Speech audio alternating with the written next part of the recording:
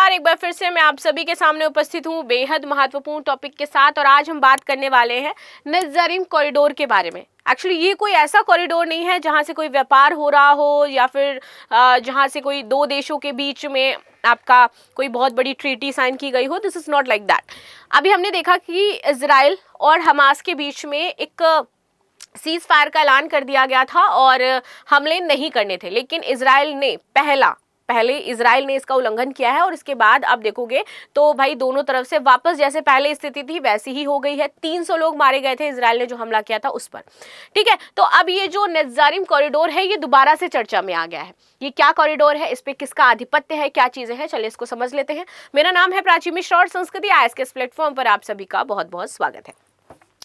तो देखते हैं भाई यहाँ पर गाजा पट्टी का नज़ारिम कॉरिडोर क्या है। इजरायली सेना ने यहाँ पर ग्राउंड जमीनी अभियान जो है उसको शुरू कर दिया है दोबारा से। इस पर जो हमास है वो भड़क गया है और यहूदी देश जो है वो धमकी देना शुरू कर दिए हैं भाई। तो देखिए, इजरायली सेना ने गाजा पट्टी में जमीनी अभियान शुरू कर दिया है, यानी कि गाजा पट्टी पर इन्होंने सैनिक भेजना शुरू कर दिया। ऐसे ट्रक्स लेकर के जा रहे हैं और वहां पर अपने अधिकार के लिए सैनिक बड़े बड़े भेज रहे हैं, यानी कि ये इस क्षेत्र को अभी भी अपने आधिपत्य में लेना चाहते हैं। जैसे पहले था वैसे आज भी है। तो जमीनी अभियान शुरू हो गया इजराइल का, कहां पर, हमास के गाजा पट्टी में। ठीक है, हमास ने मध्य गाजा पट्टी में इजरायली सेना के जमीनी अभियान को युद्ध विराम समझौते का गंभीर उल्लंघन कहा है, क्योंकि ये हमारा समझौता हुआ था कि भाई आप यहाँ पर ऐसे काम नहीं करोगे, बट यहाँ पर उल्लंघन किया गया है। अब जब उल्लंघन हुआ है तो उसमें अमेरिका पर सैन्य अभियानों को संरक्षण देने का आरोप लगाया गया है। यहाँ पे बोला गया कि भैया अमेरिका जो है वो क्या कर रहा है, संरक्षण दे रहा है सैन्य अभियानों को, और इसी वजह से ये सारी चीजें हो रही है। तो अमेरिका भी बीच में घसीट गया। अब जब समझौता होता है तो आपने देखा होगा जैसे शादी तय होती है ना, तो बिचवानी होता है। बिचवानी पहले तो बड़ा अच्छा होता है और जैसे ही शादी हो जाती है सबसे बुरा बिचवानी होता है। बेचारा, उसकी हालत ऐसी होती है दोबारा ना इधर उसको पूछा जा रहा है ना उधर पूछा जा रहा है। And there is something like this. यहाँ पर भी यही हुआ। जब इन दो देशों के बीच में समझौता हुआ और उसके मध्य में जो देश थे, तो अब उनकी स्थिति वैसे ही है कि उधर से भी गाली पड़ रही है और इधर से भी गाली पड़ रही है, और यहाँ पर बीच वाला जो इंसान है वो किसी को भी कोऑर्डिनेट नहीं कर पा रहा है। ठीक है, तो हमास के एक वरिष्ठ अधिकारी हैं समी अबू जोहरी, इन्होंने प्रेस कॉन्फ्रेंस की और इसमें कहा कि इजरायली सैन्य वाहनों का नज़ारिम कॉरिडोर की ओर बढ़ना और उत्तरी गाजा को दक्षिणी गाजा से अलग थलग करना अमेरिकी समर्थन वाले युद्ध विराम समझौते को कमजोर करता है, और उन्होंने मध्यस्थों से जिम्मेदारी निभाने की अपील करी है। तो इसमें मध्यस्थ कौन हो गया, अमेरिका, और अमेरिका की हालत कुछ ऐसी ही हो गई। और मध्यस्थ अब इस पर कोई कार्रवाई नहीं कर रहे हैं, मध्यस्थ बात ही नहीं करना चाहते। पहले तो वो मध्यस्थ बने लेकिन अब वो बात नहीं कर रहे हैं। तो अब स्थिति जैसे पहले थी वैसे ही हो चुकी है। आगे आ जाते हैं, इजराइल के खिलाफ जवाबी तैयारी। यहाँ पर जोहरी ने कहा कि अगर ये ऐसा कर रहे हैं और जो फिलिस्तीनी गुट है, इस कदम का हम जवाब देंगे। और उन्होंने इजराइल के खिलाफ हमलों पर फिर से जो हमले हैं दोबारा वो शुरू करने की बात कह दी है कि जैसे पहले स्थिति थी अब वैसे ही हो जाएगी। वो युद्ध करेंगे, हम भी युद्ध करना शुरू कर देंगे।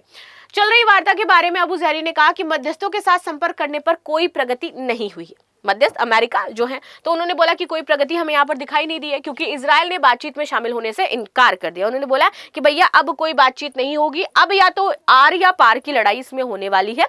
आपको मध्यस्थों से बात करनी है, आप करे जाकर के।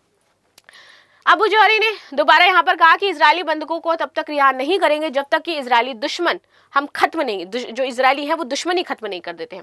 गाजा से पूरी तरीके से हटे और पट्टी पर नाकाबंदी हटाने के लिए पहले बात वो सहमत नहीं हो जाता है, तब तक अब हम किसी भी बंधक को रिहा नहीं करेंगे। वहीं इजरायली सेना ने बुधवार को एक बयान में कहा कि इजराइल के मध्य और दक्षिणी गाजा में एक लक्षित जमीनी अभियान शुरू कर दिया है, जिसका उद्देश्य क्या है कि फिलिस्तीनी इनक्लेव के उत्तरी और दक्षिणी हिस्सों के बीच में एक बफर जोन बना देना, और इस वजह से आपका ये अभियान चलाया जा रहा है। तो क्या करेगा अब इजराइल कि उत्तरी जो फिलिस्तीनी इनक्लेव है इसके उत्तरी और दक्षिणी हिस्सों पर अपना क्या बनाएगा, बफर जोन बनाएगा। ये क्या है, नज़ारिम कॉरिडोर। चलिए, नज़ारिम कॉरिडोर गाजा पट्टी में एक क्षेत्र हो जाता है जो गाजा युद्ध के दौरान इजरायली सैन्य कब्जे वाले क्षेत्र के रूप में कार्य करता है।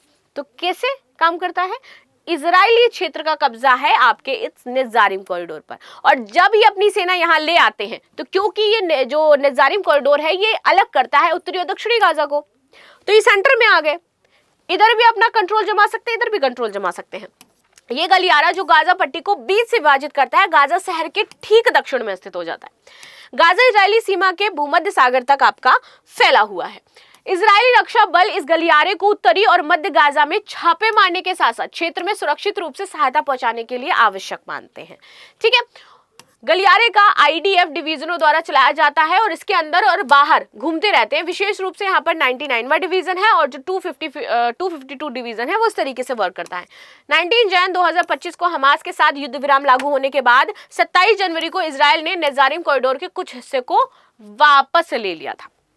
ठीक है, इजराइल ने 9 फरवरी 2025 को कॉरिडोर से अपने सैनिकों को पूरी तरीके से वापस ले लिया, लेकिन 19 मार्च को वापस लौटा दिया। यहाँ पर तब से विस्थापित गाजावासियों की बड़ी भीड़ उत्तरी गाजा की पट्टी की ओर चली गई है और वो अपने घरों जो घर थे उनके वहां पर वापस जाने में सक्षम हो गए थे। नेजारिम कॉरिडोर युद्ध के दौरान मध्य गाजा में इजरायली सैनिकों की ओर स्थापित एक सैन्य बफर जोन हो जाता है और कॉरिडोर दक्षिणी और उत्तरी और दक्षिणी जो गाजा है उसको अलग करता है। ठीक है, तो ये आपको समझ में आया कि एक्चुअल में जो नेजारिम कॉरिडोर है वो एक बफर जोन है और युद्ध का ही बफर जोन वो हो जाता है। तो ये थी न्यूज जो हमने डिस्कस करी। बाकी आपकी क्या राय है इसको लेकर के जरूर बताएगा।